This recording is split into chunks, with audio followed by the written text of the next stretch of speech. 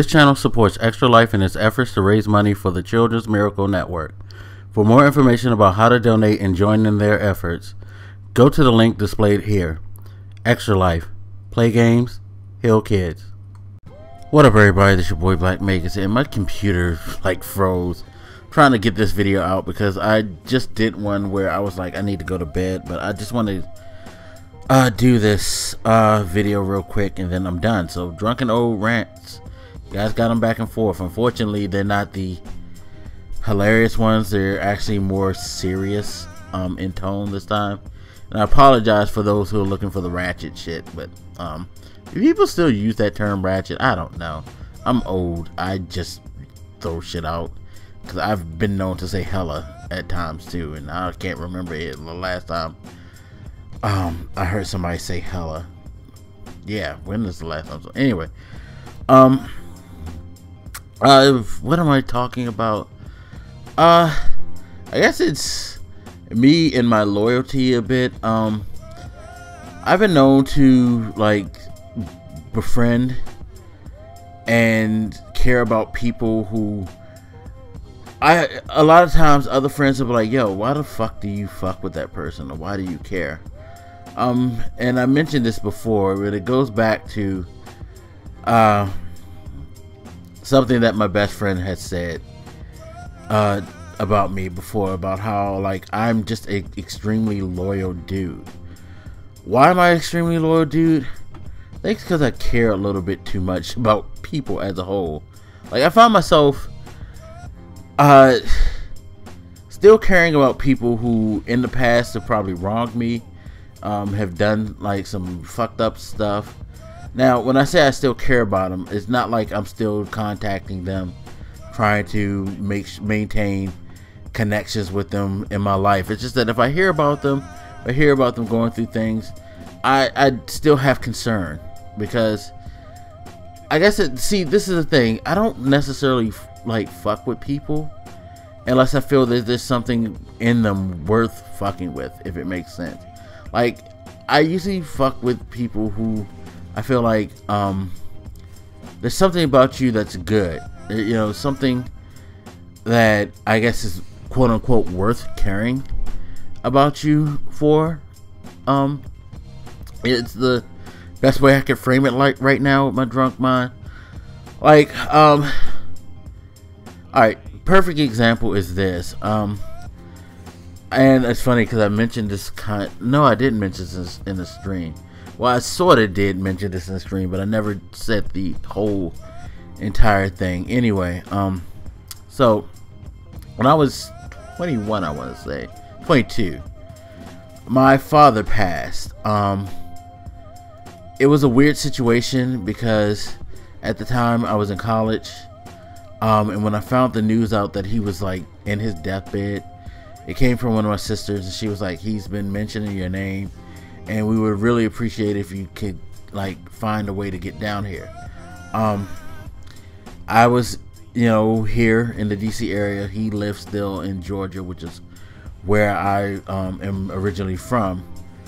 And they were saying to me how he wants to see you one last time, we believe, and all that. And I was kind of hesitant, and I was just well, I have to figure this out, because it's something major going on in school at the time, and I hate that I said this, but it really wasn't something that serious.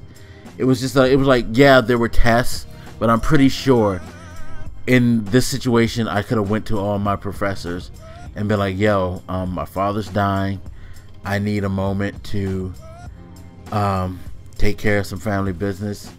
Can we reschedule things? If I really wanted to, I could have taken the time to go down there and give him his last wish, if that really was his last wish. But see, here's the thing. Growing up, my father wasn't the best father in the world, especially when it came to my relationship between him and my mom. He was an abusive guy. He used to beat on my mom all the time. I still have images going through my head of me as a 6-year-old kid, 7-year-old, 8, my mom divorced him when I was 8, but I still remember those days sitting in front of their bedroom door crying as I listened to him beat my mom. You know, it's a hard thing to shake, even at my age. It's the most dominating image of my father that I've had, because once my parents got divorced, he barely showed up in life, and occasionally he would drunk call me and try to tell me he missed me and things like that. Never paid child support, never really tried to do anything. The one time I remember him ever sending me money is when I sent him an angry letter as a kid telling him to fuck off. I literally said that because I was just mad. I was angry. It was just like, I'm sitting here watching my mom struggle to raise me, take care of me, and what is this motherfucker doing? Nothing at all. So I just like flipped out, and then he sent me like $100. You know, the older image of him is him borrowing money from me on my graduation day. So it's like I don't really have, you know, great impressions of my father in my life. So I didn't know what to do, and I didn't know how to react to the situation. Unfortunately, he died before I could make a decision. Which, you know, to that I went to the funeral because you know, my mom, you know, felt like I should be there, and you know, I didn't want to be totally disrespectful.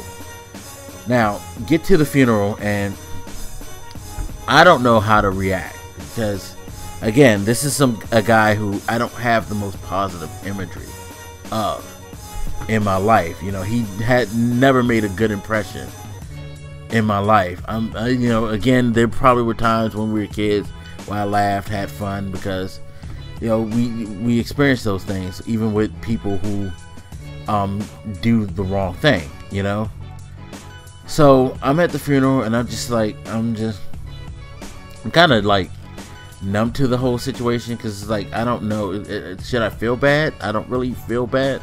And then I look over it and I see my mom, and she's like bawling, crying, and it confused me because I'm just like, again, this guy abused you, he cheated on you, he didn't help out with raising me. Even though you were divorced, you know, I'm still both of your child, and that he let you sit and suffer to raise me. Why, you know, the thought is, why is she crying? And then it just hit me. Even though people do wrong by us, even though they do things that we don't agree with necessarily, that we're not a fan of, a lot of times they get into our lives because there's something about them that we found profound, that we found worth letting them into our lives. And we've had good moments with those people. My mom, my father, you know, there had to be something for her to marry him. There had to be some love. There had to be some really caring moments. And I realized that she wasn't crying necessarily for the loss of the abuser, but she cried for the loss of, you know, someone that at one point she truly cared about and had good times, had good memories, had good experiences with, and she held on to that. And I guess that's why today, even with people who like have done like shitty things, like I know you guys, if you watch my stream, you've heard the tales of She Who Must Not Be Named. You know, I will admit that I still care for her as a human being.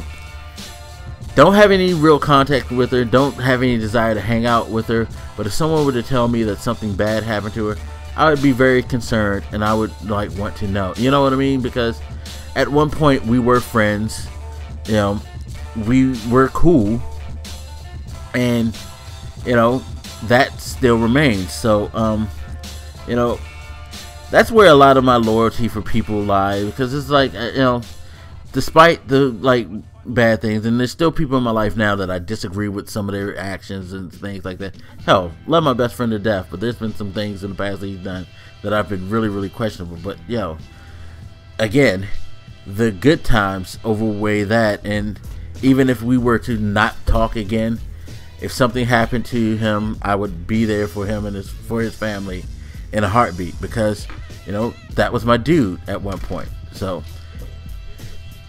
I say this all to say is that don't feel bad if you still care about someone who actually did you wrong. It's okay, because like I said, at some point your relationship was cool and there's something about them that made you fuck with them. Like, of course, some people do things just to be advantageous, take advantage. But I'm not that dude. I don't bring people in my life to take advantage and do, things like that.